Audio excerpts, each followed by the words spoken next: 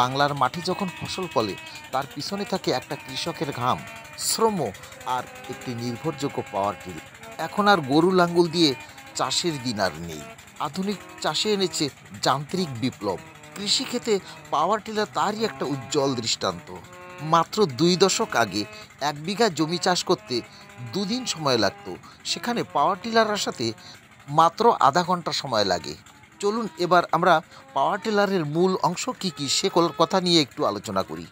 Engine, gearbox, rotary blade এবং একটা handle. এই মেশিন যেন একটা কৃষকের বিশ্বস্ত হাতিয়ার। এই যে দেখুন, চাষের শুরুতে প্রথমে একটু মাটিটাকে নরম করে নেওয়া হয়, তারপর এই রোটারি ব্লেড দিয়ে মাটিটাকে উল্টে পাল্টে একেবারে চাষের উপযোগী করা হয়। এক এক করে মাঠের প্রতিটা কোণে ঘুরে ঘুরে করছে টিলারের কাজ, এবং এই পুরো কাজটাই শুধুমাত্র একজন লোকেই করতে পারে। একজন টিলার চালক প্রতিদিন অনায়াসে 8-10 বিঘা জমি চাষ করতে পারে।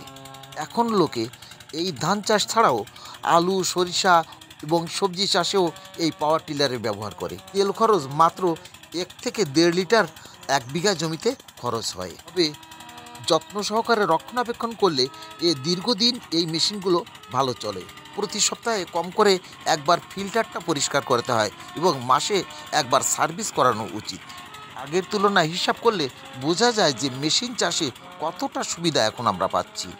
মাটি ওলটপালট এবং বাতাস চলাচল করার সুবিধার জন্য মাঠে ফসল আগের থেকে অনেক বেশি ভালো হয়। আপনি যদি একজন কৃষক হয়ে থাকেন এবং পাওয়ার টিলারের সাথে যদি আপনি তাল মিলিয়ে না চলেন, তাহলে আপনার সময় এসেছে আপনাকে পাওয়ার টিলারের সাথে তাল মিলানোর। পাওয়ার টিলার শুধু যে মাটি চাষে সাহায্য করে তা নয়, এটা সময় বাঁচায়, খরচ বাঁচায় এবং উৎপাদন আরও বেশি বৃদ্ধি করে। এটাই হলো আধুনিক কৃষির ভবিষ্যৎ, যেখানে প্রযুক্তি আর পরিশ্রমও গড়ে তোলে ফসলের ভবিষ্যৎ। জীবনকে যদি আমরা একটা খাতা ভাবি, তবে প্রতিদিনের অভিজ্ঞতা যেন একটা পৃষ্ঠা। আমরা যা শিখি, যা দেখি এবং যা করি সবই যেন খাতায় লিপিবদ্ধ হয়ে যায়। তাই আমাদের দায়িত্ব আছে প্রতিদিন কিছু দেখা, কিছু শেখা, কিছু বোঝা এবং কিছু ভালো কাজ করা। আজকের আলোচনা যথেষ্ট গুরুত্বপূর্ণ বার্তা দিয়েছে, যা শুধু জানা নয়, কাজে লাগানোর মতোও বটে।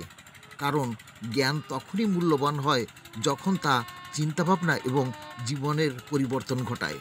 আমরা যদি এখন একটু সচেতন হই এবং আশেপাশে মানুষদের একটু ভালো রাখার চেষ্টা করি, তাহলে সবাই আমরা একসাথেই বদলে যেতে পারি। তা সমাজকে, পরিবেশকে, এমনকি আমাদের ভবিষ্যৎকেই বদলে দিতে পারি। ছোট্ট একটা ভালো সিদ্ধান্ত একজন মানুষকে যদি আজ একটু সচেতন করতে পারে, তাহলে আমার এই ভিডিওটা সফল। পরিশেষে বলবো, নিজের প্রতি, পরিবেশের প্রতি, সমাজের প্রতি দায়িত্ব নিন।